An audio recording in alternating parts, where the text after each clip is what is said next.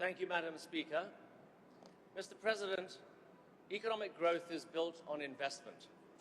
Yet South Africa's domestic investment rate has collapsed from 24% in 2009 to 14% in 2025. This means that there is less growth, more debt, and less jobs created. The most recent quarterly labour survey has confirmed that the devastating consequences of lack of investment into the country are dire. Our economy has lost 345,000 jobs in the last quarter.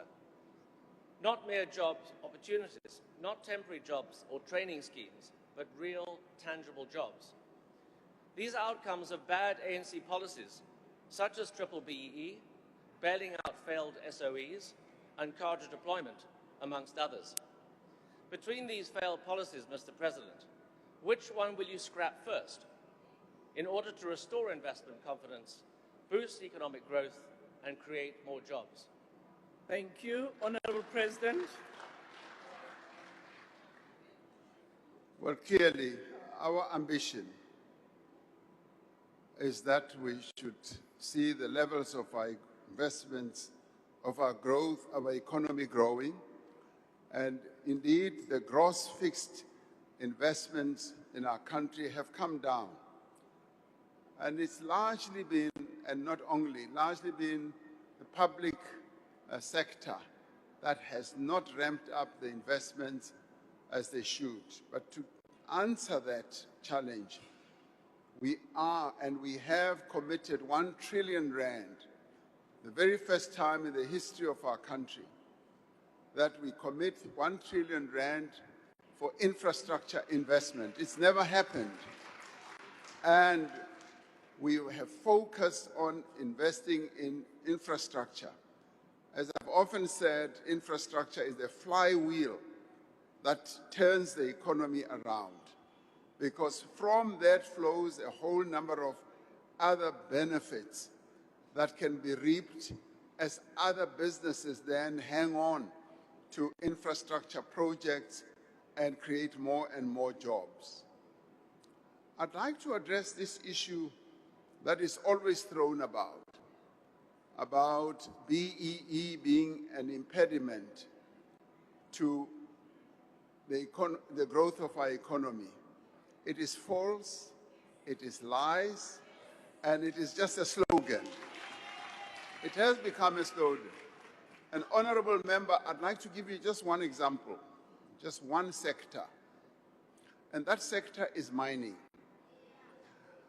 Pre-1994, and having been an organizer of mine workers, I should know. Pre-1994, the mining industry in our country was just controlled by 6 mega companies. They held all the mineral rights in South Africa, and they were tending to hold them in perpetuity. One of them actually once said, once we are given mineral rights, they become our rights forever, and they are like biltong, dried up biltong. We just cut what we want, eat it, and put it away. But when the democratic government changed the law and nationalized all the mineral rights in our country, it opened up space for black people to get into mining. Today, many black people are now in the mining industry. They are mining manganese, which they were not able even to get into. They are mining coal. They only participated in coal as workers. They are mining gold. They only were gold miners and not owners. Today, that industry has got more black entrepreneurs. Black mining companies, some of them are the biggest. For instance, Siriti, which is a coal mining company, is owned by black people. And how can anyone say that has impeded the growth of our economy? That company and many others, Harmony and others, they are expanding their operations. They are expanding the skill base in their companies. where white people only did certain jobs. They've opened up. More and more black engineers are being employed at management level, and they are running those companies effectively. And more jobs are being created. So if people come with this fallacy that BEE is an impediment to the growth of the economy, go to the mining industry and see what this democratic government has done.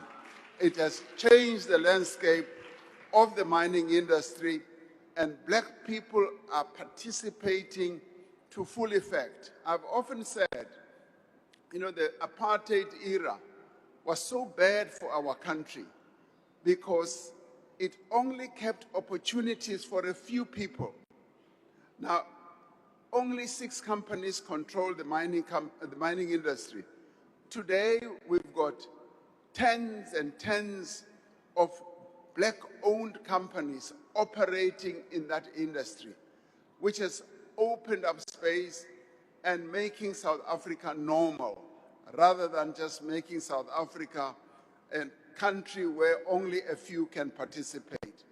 And I think those who say it's a holdback for economic growth should hang their heads in shame, because if they say so, it means that they wanted white people only to continue controlling the economy of our country.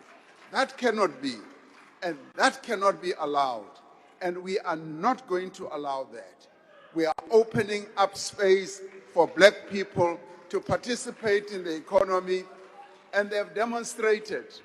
I mean, Siriti company alone is committing 6 billion rand building renewable energy in the Mpumalanga and the Limpopo area.